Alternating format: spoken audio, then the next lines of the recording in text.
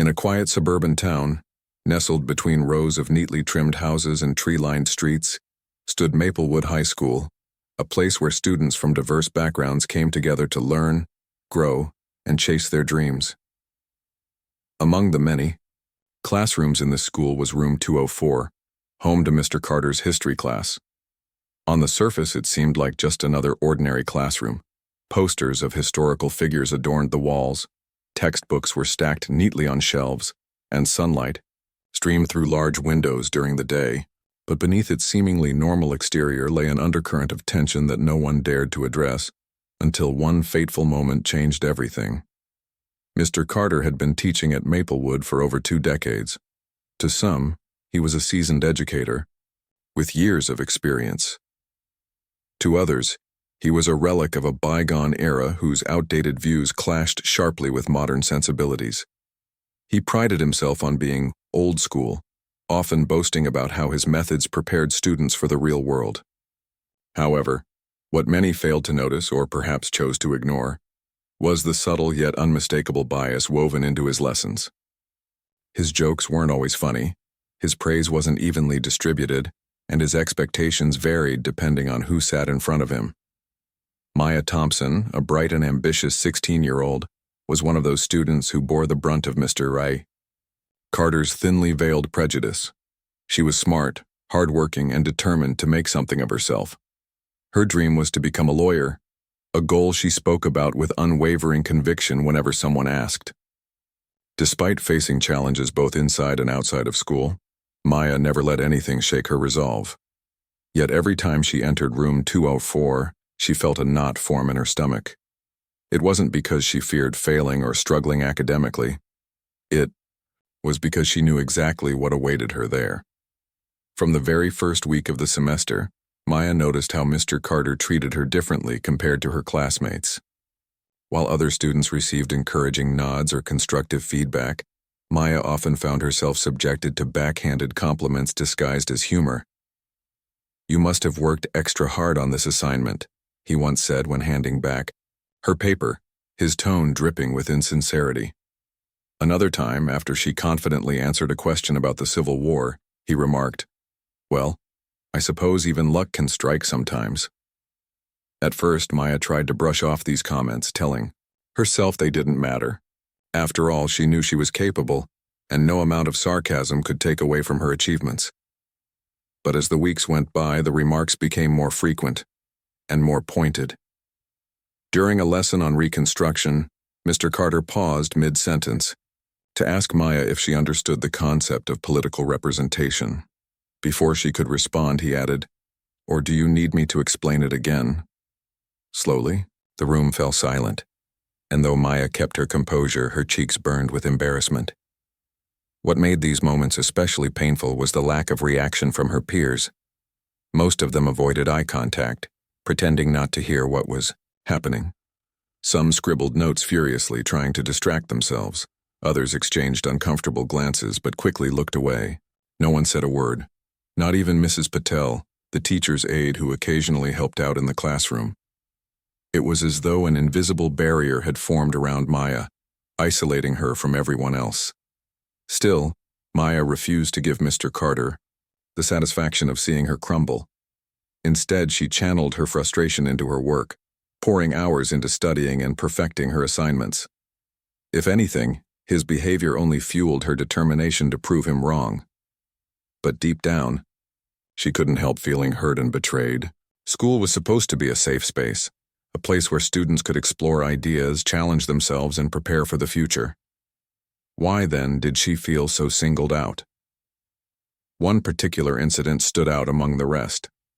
It happened during a unit on the civil rights movement, a topic Maya cared deeply about. As Mr. Carter lectured the class about landmark court cases and pivotal protests, he suddenly turned to Maya and asked, "Do you think your ancestors would have understood the significance of Brown versus Board of Education? Or is this material too advanced for your kind?" The words hit like a punch to the gut. For a brief moment, Maya froze, unsure of how to react. Then, without saying a word, she lowered her head and focused intently on her notebook, willing herself not to cry. The silence in the room was deafening. Even the sound of pencils scratching against paper seemed to fade away. Though Maya didn't look up, she could feel the weight of dozens of eyes on her, each pair filled with pity, discomfort, or indifference. For Jake Miller, a white student sitting 2 rows behind Maya, that moment was unforgettable. He had always considered himself a decent person, someone who minded his own business and stayed out of trouble. But watching Maya endure such blatant disrespect stirred something within him, a mix of anger, guilt, and helplessness. He glanced around the room, hoping someone else would say something, but everyone remained silent. That's when Jake realized that if nothing changed, nothing ever would. As the bell rang, signaling the end of class, students filed out of the room in a hurry, eager to put the awkwardness behind them. Maya lingered for a moment, gathering her things while avoiding eye contact with anyone. When she finally walked out, Jake watched her go, his mind racing with thoughts. What could he do? Should he say something? Would it even make a difference? These questions swirled in his head long after the day ended, planting the seeds of an idea that would soon grow into something much bigger. Little did anyone know, that single remark from Mr. Carter, callous and cruel as it was, had set off a chain of events that would shake the foundations of Maplewood High School. What started as a quiet act of resilience from Maya and a spark of defiance from Jake would eventually lead to a movement that challenged not just one teacher, but an entire system built on silence and complicity. And though the road ahead promised to be difficult, one thing was certain. Change was coming, whether people were ready for it or not. Jake Miller wasn't the kind of person who usually stood out in a crowd. He was an average student, good enough to pass his classes without much effort, but not so exceptional that teachers remembered his name after the semester ended. He played on the school's soccer team, though he rarely started in games and spent most of his free time hanging out with his best friend Emily or playing video games at home. Life, for Jake, had always been predictable and safe. He didn't go looking for trouble, and trouble didn't come looking for him. But that changed the day Mr. Carter made his cruel remark about Maya during history class. The words echoed in Jake's mind long after the bell rang, replaying over and over like a broken record. He couldn't shake the image of Maya sitting there, her head bowed, trying to hold herself together while everyone else looked away. It wasn't fair. Why should someone as talented and hard-working as Maya have to endure such treatment? And why did no one speak up? That afternoon, as Jake walked to the cafeteria with Emily, he found himself brooding over what had happened. Normally, he would crack jokes or tease Emily about her obsession with true crime podcasts. But today, he was unusually quiet. Sensing something was off, Emily nudged him playfully and asked, "What's eating you?" Jake hesitated before answering. He wasn't sure how to put his feelings into words, but he knew he couldn't keep them bottled up any longer. Taking a deep breath, he recounted the incident with Mr. Carter, describing every detail. The tone of the teacher's voice, the awkward silence that followed, and the look on Maya's face when she left the room. By the time he finished, Emily was frowning, her usual cheerful demeanor replaced by a mix of anger and disbelief. "Are you serious?" Emily said, shaking her head. "That's ridiculous. How can he get away with saying stuff like that?" "I don't know," Jake admitted. "But it's not just this one thing. I've noticed other times, too. Little comments here and there that seem harmless at first but add up. And it's always directed at certain students." Emily leaned back in her chair, her arms crossed, as she thought about what Jake had said. After a moment, she turned to him and asked, "So what are you going to do about it?" The question caught Jake off guard. Do something? He hadn't considered taking action. He wasn't even sure what he could do. But Emily's expression told him she wasn't asking lightly. She expected an answer. "I don't know," Jake muttered, running a hand through his hair. "It's not like I'm brave enough to confront him directly. What if he retaliates, or worse, what if no one believes me?" Emily sighed, leaning forward again. "Look, I get it. Standing up to authority figures is scary. But think about it. If we don't say anything, nothing will change. People like Mr. Carter will keep doing whatever they want because they think they can get away with it." Her words struck a chord with Jake. For the first time, he allowed himself to imagine what it might feel like to take a stand, not just for Maya, but for all the students who felt powerless under Mr. Carter's watchful eye. Sure, it was risky, but wasn't staying silent just as bad? If everyone waited for someone else to act, nothing would ever improve. Over the next few days, Jake began paying closer attention to Mr. Carter's behavior. At first, he worried that he might be exaggerating things, that maybe he was reading too much into innocent remarks.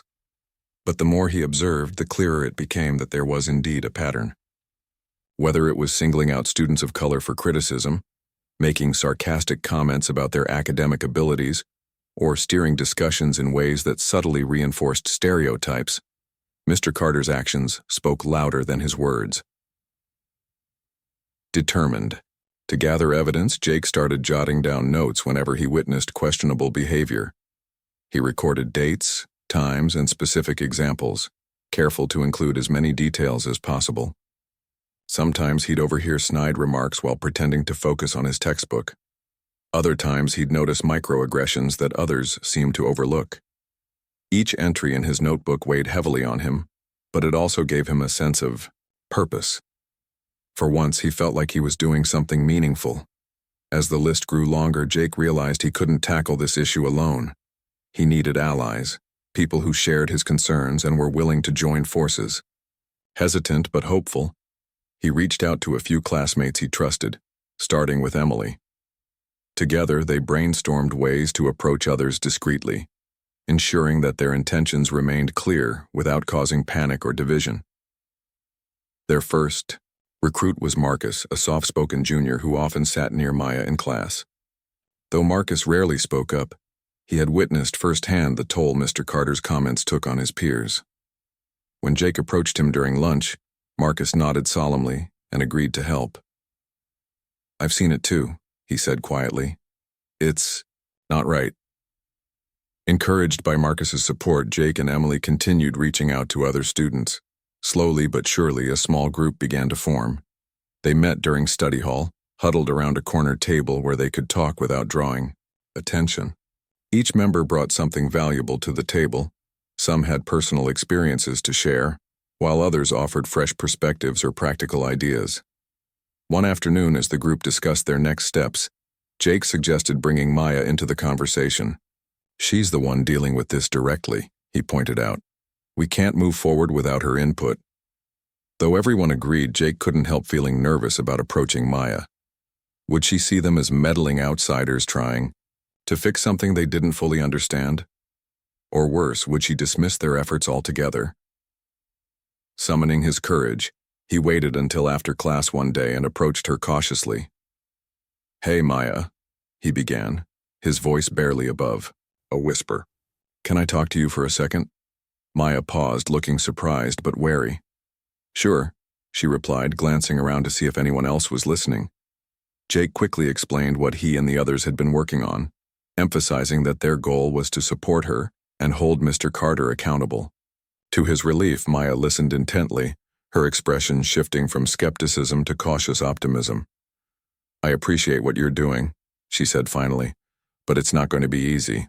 A lot of people won't believe us, and some might even blame me for stirring things up." "I know," Jake admitted, "but we're not backing down, not this time." With Maya's blessing, the group doubled down on their efforts.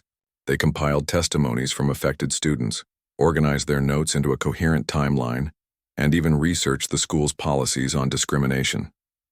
Every step brought them closer to their ultimate goal, presenting their case to Principal Harris and demanding justice.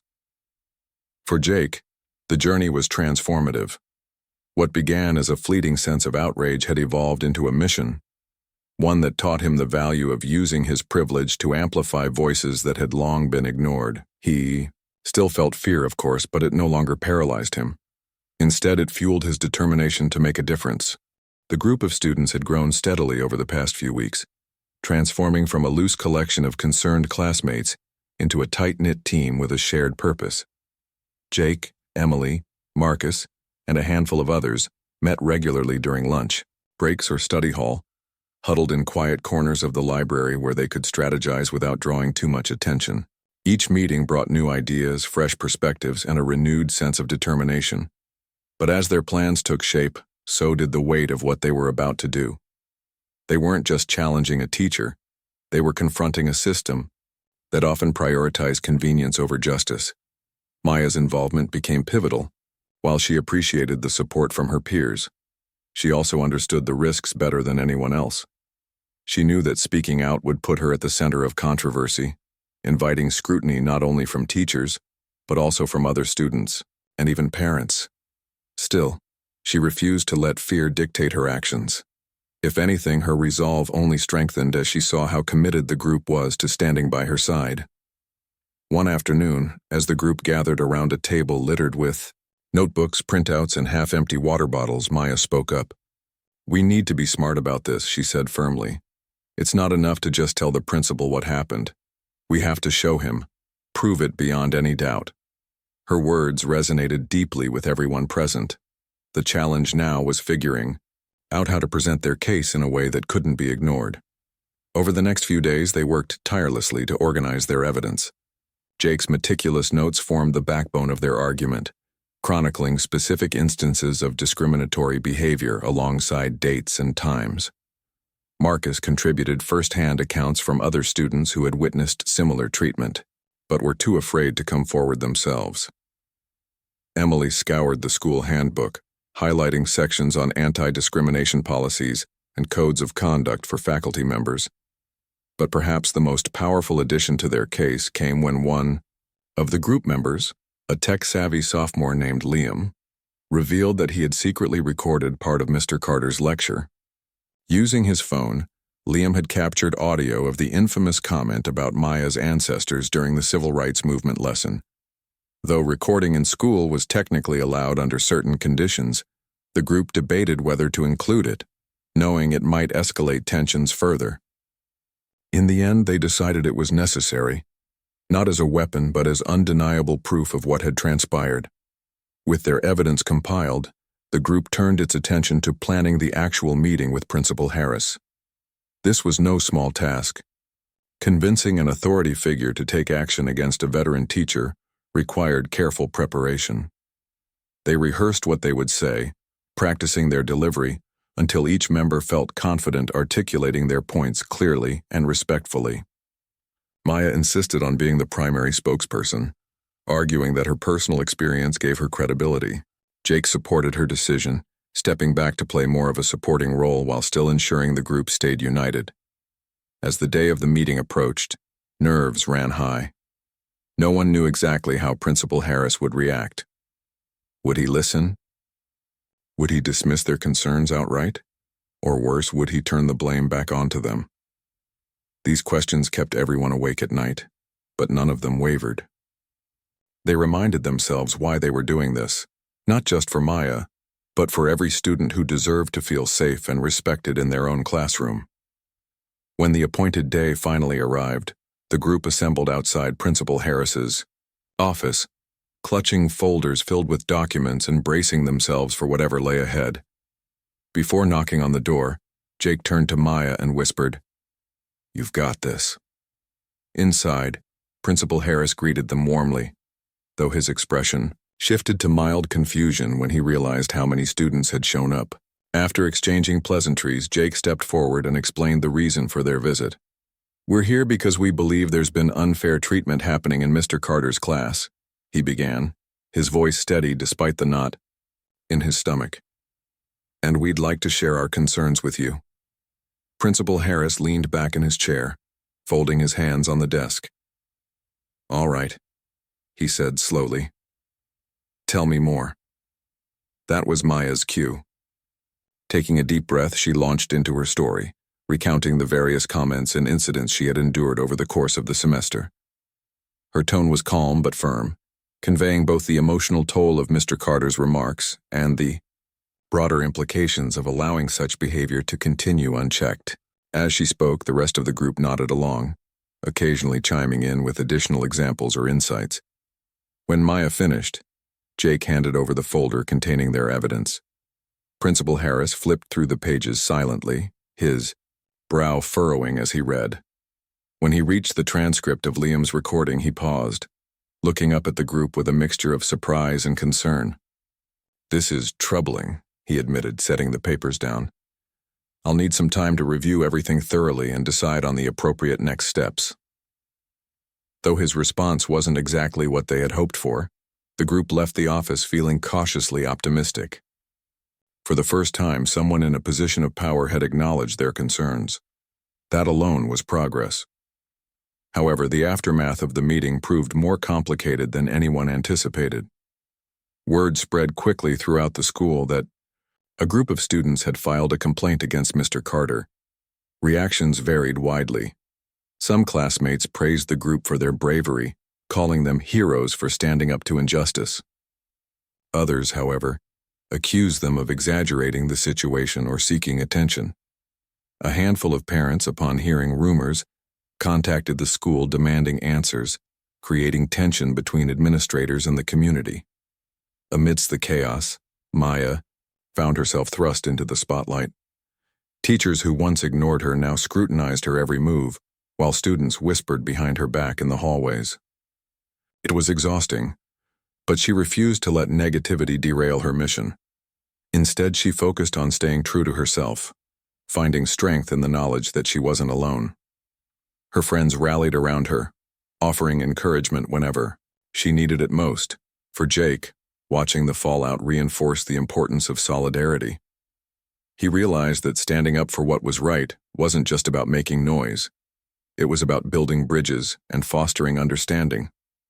Even those who initially doubted the group's motives began to reconsider their stance as conversations about bias and fairness gained momentum across campus. Despite the challenges, the students remained steadfast.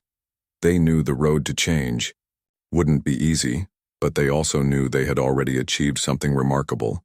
They had started a dialogue, and sometimes that was the first step toward real, lasting transformation. The days following the meeting with Principal Harris were a whirlwind of emotions for the group. At first, there was a sense of cautious optimism. They had done everything they could, presented their evidence, shared their stories, and stood united in their demand for accountability. But as the hours turned into days and no immediate action seemed forthcoming, doubt began to creep in. Had they said enough? Was their evidence compelling enough? Or had they simply stirred the pot without achieving anything meaningful? Principal Harris had promised to investigate, but his initial reaction left much to be desired.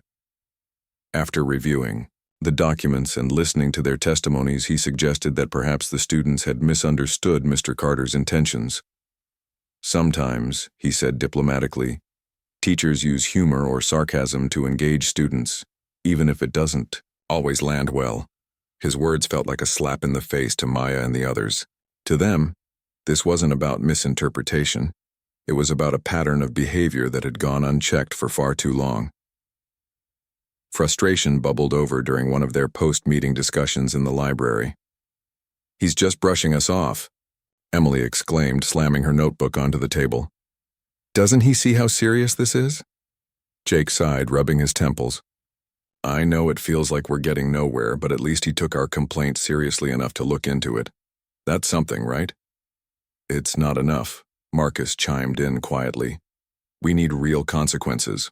Otherwise, what's stopping him or anyone else from doing the same thing again?"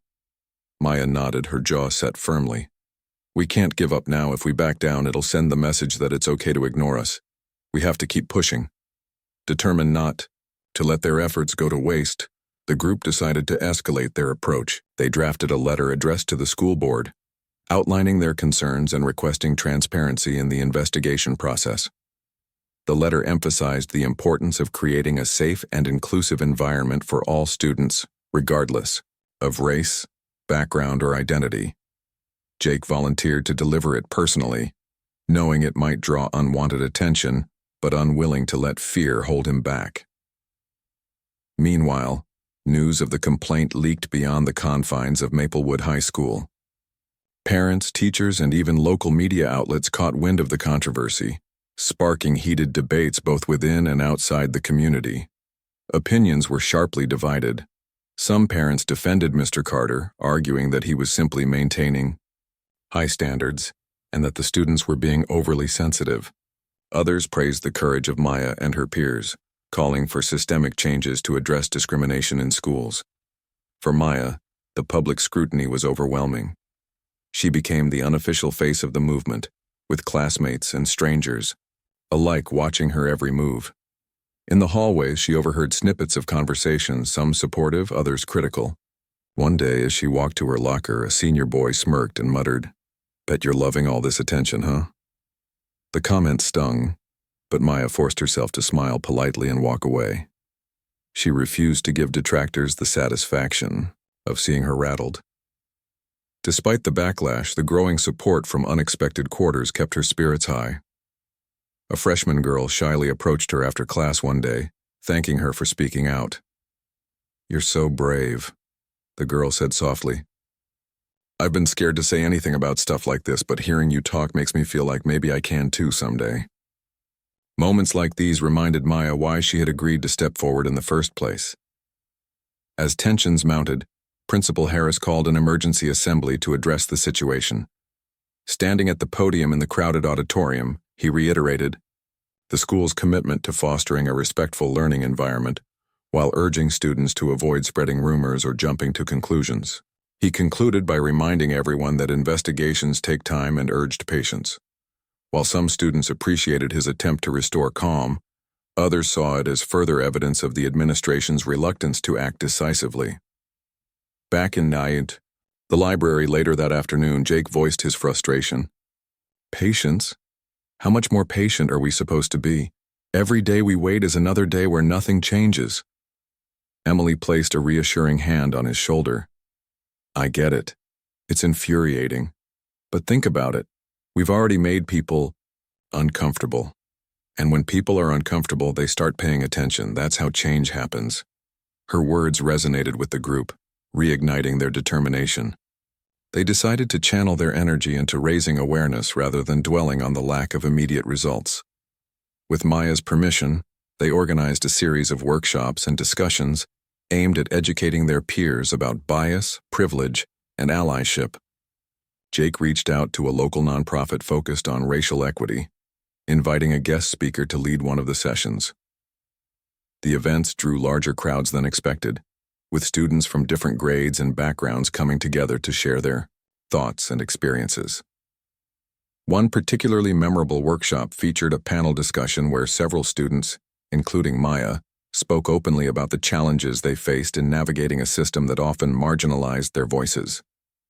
When it was her turn, Maya recounted not only her struggles with Mr. Carter but also the isolation she had felt before finding allies in Jake and the others. Her honesty moved many in the audience to tears, prompting a standing ovation when she finished speaking. The workshop sparked important conversations across campus, challenging long-held assumptions and encouraging empathy. Even teachers who had previously remained silent began acknowledging the need for greater sensitivity and inclusivity in their classrooms. Slowly but surely, the tide was turning. Still, resistance lingered. Some faculty members accused the group of undermining authority, while a vocal minority of parents launched a petition demanding Mr. Carter's reinstatement. The pressure on Principal Harris intensified, forcing him to expedite the investigation. Finally, after weeks of deliberation, the school board convened to review the findings. When the verdict came down, it was bittersweet. Mr. Carter was placed on administrative leave pending further review, and the district announced plans to implement mandatory diversity training for all staff members. While the outcome fell short of what many had hoped for, some students wanted him fired outright. It marked a significant step toward accountability. For the first time, the school community was forced to confront the uncomfortable truths lurking beneath its surface. Though scars remained, the experience left an indelible mark on everyone involved. Maya emerged stronger and more resilient, her dream of becoming a lawyer feeling more attainable than ever. Jake discovered the power of using his privilege to amplify marginalized voices, vowing to continue advocating for justice wherever he saw injustice. And the school itself underwent a transformation, emerging wiser and more united despite the challenges it had faced. Change, they realized, wasn't a single event. It was a process. And though the road ahead promised to be difficult, One thing was certain: silence was no longer an option. The aftermath of the school board's decision rippled through Maplewood High School like waves on a pond, touching every corner of the community. While Mr. Carter's administrative leave and the promise of diversity training signaled progress, it wasn't the sweeping victory some had hoped for. For Maya, Jake, and their group of allies, the outcome was both a relief and a reminder that change often comes in small, incremental steps rather than grand leaps. It was far from perfect, but it was undeniable proof that standing together could make a difference. For Maya, life slowly began to return to a semblance of normalcy, or at least as close to normal as it could be after being thrust into the spotlight. The whispers in the hallways didn't disappear overnight, but they softened over time. Some students who had once avoided her now approached her with quiet respect, acknowledging her courage. Others, still skeptical or defensive, kept their distance, but Maya no longer let their opinions define her. She carried herself with newfound confidence, knowing she had done what was right, not just for herself but for everyone who deserved to feel safe and valued in their own school. Her relationship with Jake deepened during this period. What had started as an alliance forged out of necessity blossomed into a genuine friendship built on trust and mutual admiration. Jake admired Maya's resilience and determination, qualities he realized he lacked in himself before this experience. And Maya appreciated Jake's unwavering support, recognizing how much it meant to have someone stand beside her when she needed it most. They became each other's anchors, navigating the ups and downs of the aftermath side by side. The workshops and discussions the group organized continued to gain traction, evolving into a regular part of school life. Students who had initially attended out of curiosity returned week after week, eager to learn more about bias, privilege, and allyship. Teachers, too, joined in, using the sessions as opportunities to reflect on their practices and foster more inclusive classrooms. Even those who had been hesitant at first found value in the conversations, realizing that creating a better environment required effort from everyone, not just a select few. One particularly impactful session featured a panel of alumni who shared their experiences navigating racism and discrimination during their time at Maplewood. Their stories resonated deeply with current students, bridging generational gaps and highlighting how pervasive these issues truly were. By the end of the event, several attendees approached Maya and Jake, asking how they could get involved in making lasting change. Inspired by their enthusiasm, the group decided to form an official student organization dedicated to promoting equity and inclusion within the school. They named it the Unity Alliance, a nod to their belief that true progress depended on collaboration. As the Unity Alliance gained momentum, its influence extended beyond the walls of Maplewood High. Local newspapers picked up on the story, praising the students for their bravery and leadership. One article featured quotes from Maya and Jake, capturing their thoughts on the importance of speaking out against injustice. "It's not easy," Maya told the reporter, "but staying silent is harder in the long run. If we don't say something, nothing changes." The attention brought both praise and criticism. Some praised the students for setting an example of civic responsibility, while others accused them of exaggerating the issue or seeking fame. But the backlash only strengthened their resolve. They knew that challenging entrenched systems always came with resistance, and they refused to let negativity deter them from their mission. Principal Harris, meanwhile, faced mounting pressure to address the broader cultural shifts happening within the school. Recognizing the need for systemic change, he worked closely with the district to develop comprehensive training programs for faculty members. These sessions focused not only on identifying biases but also on implementing strategies to create more equitable learning environments. Though some teachers grumbled about the additional workload, many embraced the opportunity to grow professionally and personally. Perhaps the most profound transformation occurred within the student body itself. Conversations about race, identity, and fairness, once taboo or relegated to hushed tones, became commonplace. Students felt empowered to voice their concerns without fear of retribution, knowing there was a growing network of support ready to listen. Friendships formed across lines that had once seemed insurmountable, breaking down barriers and fostering understanding. For Jake, the entire experience was transformative. Before this journey, he had viewed activism as something distant, something done by people on TV or in history books. Now, he understood that activism wasn't about grand gestures or perfect solutions. It was about showing up, even when it was hard. It was about listening to others, amplifying their voices and refusing to stay silent in the face of injustice. He carried these lessons with him, vowing to continue advocating for marginalized communities wherever he went. Maya, too, emerged forever changed. Her dream of becoming a lawyer took on new meaning, fueled by her first-hand experience fighting for justice. She envisioned a future where she could use her skills to dismantle inequitable systems and give a voice to those who had none. For now, though, she focused on finishing high school with pride, knowing she had already made an impact greater than any grade or accolade could measure. As graduation loomed on the horizon, the Unity Alliance planned one final event, a celebration of resilience and solidarity.